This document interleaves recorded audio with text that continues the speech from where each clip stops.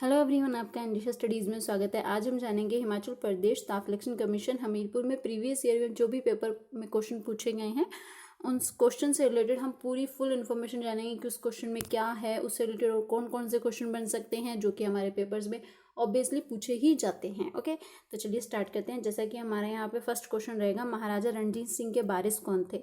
अब इनके बारे में हम सारी बातें जानेंगे जो भी पेपर से रिलेटेड इंपॉर्टेंट होंगी। और यहाँ पे हमारे ऑप्शन देख सकते हैं आप, खड़क सिंह, शेर सिंह, हरिहर सिंह मालवा, नौनिहाल सिंह। तो चलिए जानते हैं इनका सही आंसर क्या होगा।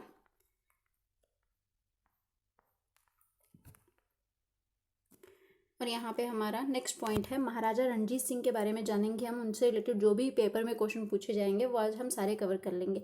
आप प्लीज़ चैनल को सब्सक्राइब, लाइक एंड शेयर करना ना भूलिएगा। और इसकी पीडीएफ चाहिए अगर आपको तो लिंक डिस्क्रिप्शन में मिल जाएगा टेलीग्राम का, वहाँ से जाके देख सकते हैं। महाराजा रणजीत सिंह पंजाब प्रांत के राजा थे। वे शेर पंजाब के नाम से प्रसिद्ध थे। महाराजा रणजीत सिंह ऐसे व्यक्ति थे जिन्होंने न केवल पंजाब को एक सशक्त सूबे में के रूप में एकजुट रखा, बल्कि अपने जीते जी अंग्रेजों को अपने साम्राज्य से काफ़ी दूर रखा। ओके, तो आपको सबसे पहले यहाँ पे क्वेश्चन ये बन सकता है कि महाराजा रणजीत सिंह को कौन से नाम से जाना जाता है, तो वह शेर पंजाब के नाम से भी जाना जाता है। और यहाँ पे नेक्स्ट क्वेश्चन है, उनका जन्म की तारीख और समय 13 नवंबर 1780 गुजरावाला पाकिस्तान, और मृत्यु की जगह 27 जून 1839 लाहौर पाकिस्तान।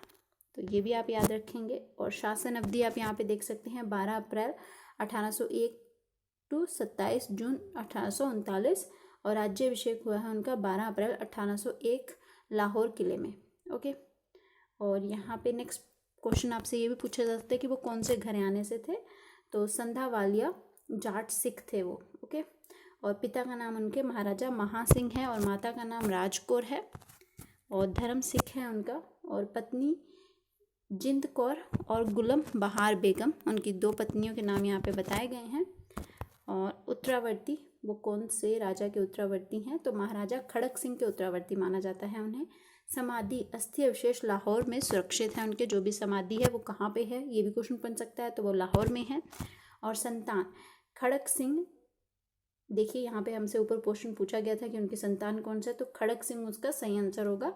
ईश्वर सिंह, शेर सिंह, तारा सिंह, कश्मीरा सिंह, पेशोरा सिंह, मुल्ताना सिंह, दलीप सिंह, ये उनके संतानों के नाम हैं। और नेक्स्ट है यहाँ पे पोती या नाती, नौनिहाल सिंह, सोफिया, दिलीप सिंह, बाम्बा सदरलैंड, ये उनके पोती या नाती के नेम्स हैं। और पत्नी है उनकी जिंद कौर और गुल बहार बेगम, जो कि हम ऊपर देख चुके हैं। तो ये है उनसे रिलेटेड कुछ इंपॉर्टेंट पॉइंट्स जो कि आपके पेपर में बन सकते हैं। ओके गाइस, तो चलिए नेक्स्ट क्वेश्चन जानेंगे। और यहाँ पे हमारा नेक्स्ट क्वेश्चन है, मद्रास के रैयतवाड़ी व्यवस्था के साथ कौन जुड़ा हुआ है। Malcolm, Metcalfe, Munro, Elphinstone. तो इसका सही आंसर क्या होगा, तो चलिए जानते हैं इसके बारे में। अगर आपको इसकी पीडीएफ चाहिए तो लिंक डिस्क्रिप्शन में मिल जाएगा वेबसाइट का, वहाँ पे जाके चेक कर सकते हैं एवरीवन। तो रैयतवाड़ी व्यवस्था क्या है, इसके बारे में इंपॉर्टेंट पोस्ट क्वेश्चन जानेंगे हम।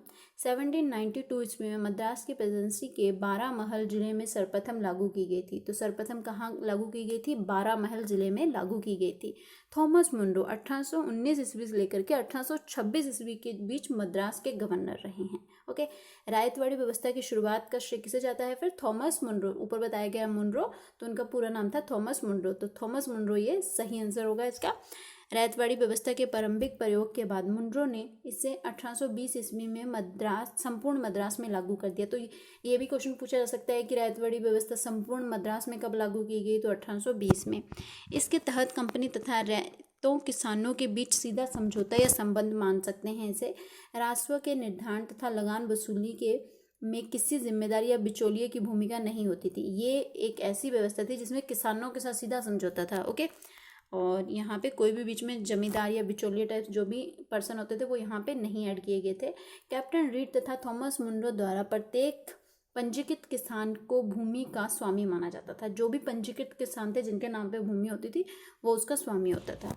वह राजस्व सीधे कंपनी को देगा, इसमें ये बताया गया था कि वो राजस्व सीधे कंपनी को देते थे और अपनी भूमिका के अधिकार से उन्हें वंचित नहीं किया जा सकता था, लेकिन कर न देने की स्थिति में उनसे भूमि से वंचित होना पड़ सकता था। लेकिन अगर वो कर नहीं देते थे तो उन्हें भूमि उनसे छीन ली जाती थी। लेकिन कर ना देने की स्थिति में उनसे भूमि को वंचित होना पड़ता था, उनसे भूमि ले सकते थे वो। इस व्यवस्था के सैद्धांतिक पक्ष के तहत खेत की उपज का अनुमान कर उसका आधा राजस्व के रूप में जमा करना पड़ता। ये रैयतवाड़ी दो शब्दों से मेल से बना है, जिसमें रैयत का आशय है प्रजा या किसान तथा बाड़ी का आशय है प्रबंधन, अर्थात किसानों के साथ प्रबंधन। ये भी क्वेश्चन पेपर में पूछा जा सकता है कि रैयतवाड़ी किन दो शब्दों से मिलकर बना है या उनका अर्थ क्या होता है। ओके, जैसा कि रैयत आशय प्रजा है, किसान, या बाड़ी का आशय यहाँ पे प्रबंधन करना है। ओके, दूसरे शब्दों में रैयतवाड़ी व्यवस्था ब्रिटिश कंपनी द्वारा प्रचलित एक ऐसी व्यवस्था थी जिसमें राज्य या सरकार किसानों के साथ प्रत्यक्ष तौर पर भू राजस्व का प्रबंधन करती है। ये मद्रास, मुंबई, असम एवं सिंध का क्षेत्र में ये व्यवस्था प्रचलित थी, अर्थात भारत में ब्रिटिश साम्राज्य के कुल भूभाग के 51% भूमि पर यह व्यवस्था लागू थी। ओके गाइस, ये भी क्वेश्चन पेपर में पूछा जा सकता है कि जो ब्रिटिश साम्राज्य था उनके कितने भूभाग में ये प्रथा लागू थी, तो 51%। कुल उत्पादन किसान का कुल लागत शेष और उस शेष पर राज्य एवं किसानों के बीच फसल से प्राप्त आय का बंटवारा। ओके, कुल उत्पादन होता था जो भी उनका, किसानों का कुल लागत होती थी, उनमें शेष या उस शेष पर राज्य एवं किसानों के बीच फसल से प्राप्त आय का बंटवारा यहाँ पे किया जाता था। और यहाँ पे नेक्स्ट क्वेश्चन होगा, निम्नलिखित में से किसे भारत का मार्टिन लूथर कहा जाता है? स्वामी दयानंद सरस्वती, राजा राममोहन राय, स्वामी विवेकानंद, स्वामी श्रद्धानंद। तो चलिए जानते हैं इसका सही आंसर क्या होगा एवरीवन।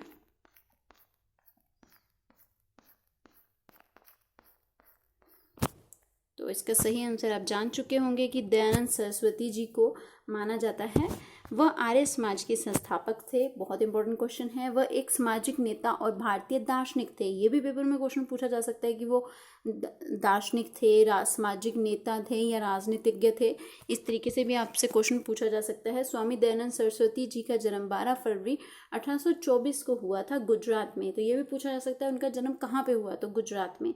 30 अक्टूबर 1883 को उनकी मृत्यु हो गई थी।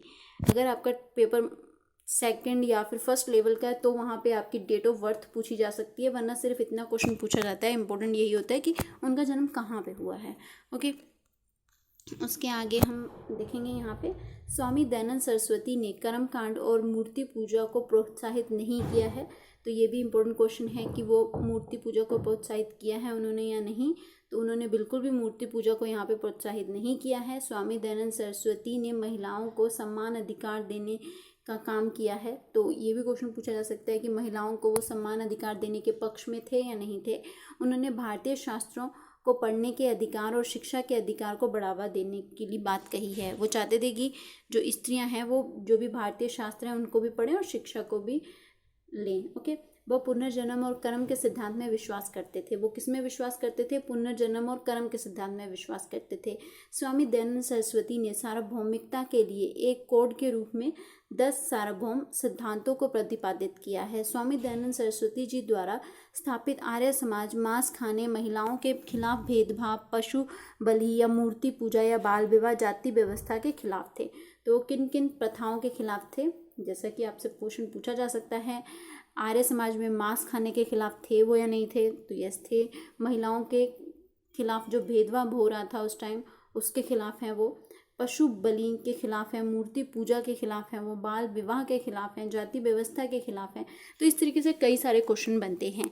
ओके एवरीवन, तो आज की वीडियो में तो बस इतना ही। मिलते हैं किसी और वीडियो में। अगर आपको वीडियो पसंद आई हो तो please share, subscribe and like करना ना भूलिएगा। ऐसी आपको और वीडियो चाहिए हो तो चैनल को सब्सक्राइब, लाइक एंड शेयर किए बिना मत जाइएगा। Thank you so much everyone.